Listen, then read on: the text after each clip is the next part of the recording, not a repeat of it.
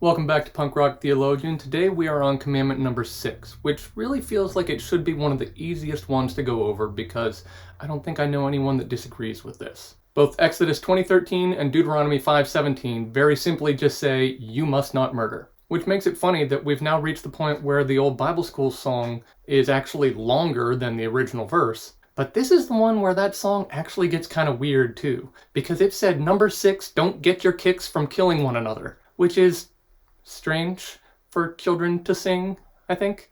But the really weird part is that's not that far off, because the word in this command is actually murder, not just kill. I'm not trying to get political here in any way, but this command has nothing whatsoever to do with capital punishment or military service.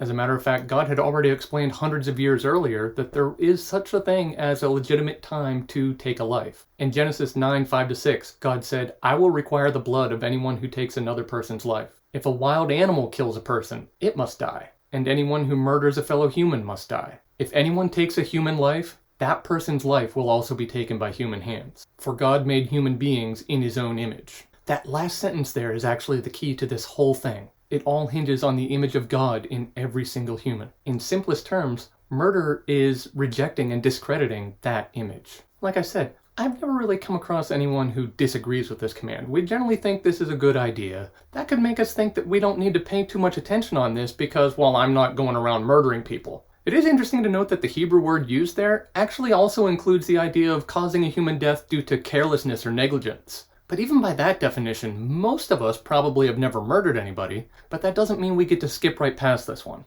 The Bible teaches that harboring hatred for someone is really no better than murdering them. 1 John 3:15 is about as clear as it gets. Anyone who hates another brother or sister is really a murderer at heart. That puts a lot more of us in the guilty column than we might have thought. Think of it like this. I'm never going to claim to be some legal expert, and I don't know if it really works this way in real life with civil law and police work and such, but I know that whenever I see murder investigations in TV and movies, they're always looking for a suspect that has motive, means, and opportunity. But according to Jesus' words in Matthew 5, if you're holding on to a motive and the only thing holding you back is that means and opportunity, it already counts. Jesus said, you've heard that our ancestors were told, do not murder. If you commit murder, you are subject to judgment. But I say, if you are even angry with someone, you are subject to judgment. Once again, it all comes back to the image of God in every person.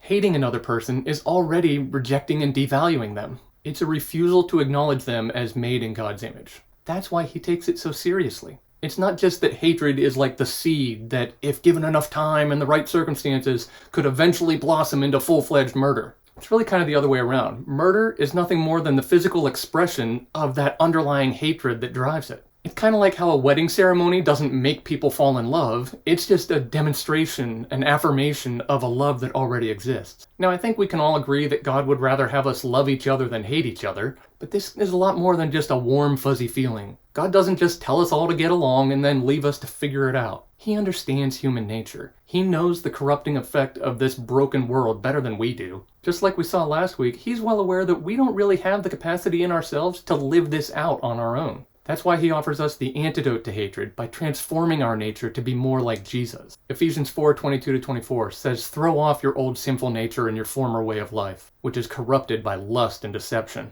Instead, let the Spirit renew your thoughts and attitudes. Put on your new nature, created to be like God, truly righteous and holy.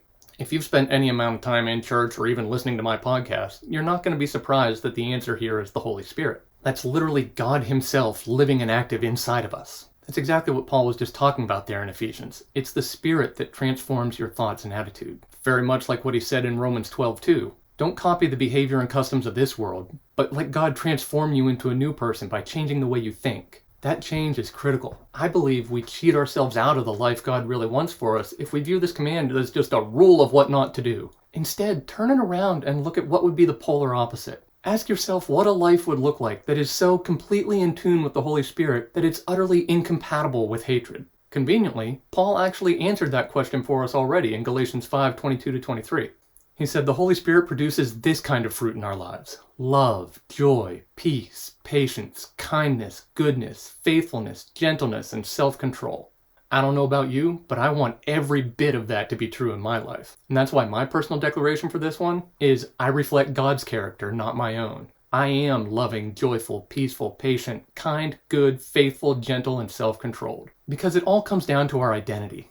God is the author of creation, and He entrusted us to represent Him to the world around us. From the work we have to accomplish, to the people we meet, to the words we use, life is full of moments where we can decide to reflect God's character and value the people made in His image. If our hearts and minds are guided by the Spirit of God, there's no room for the kind of bitterness that makes us wish someone dead, whether or not we ever have the capacity to carry it out. If we claim to follow Jesus, then we have a mission to accomplish in this life. It's our job to help people recognize Him as the only source of the rich and satisfying life that we all want. And we will never truly convey that message until we reflect His character, not our own.